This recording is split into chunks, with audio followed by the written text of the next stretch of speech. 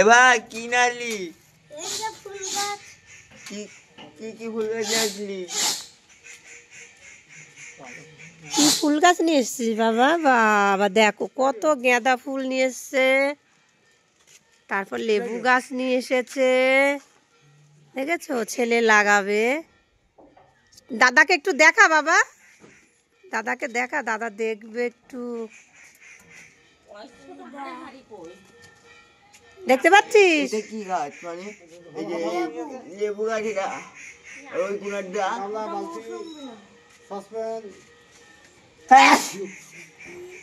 ও, তোকে কি বলেছিলাম সিধু? কি?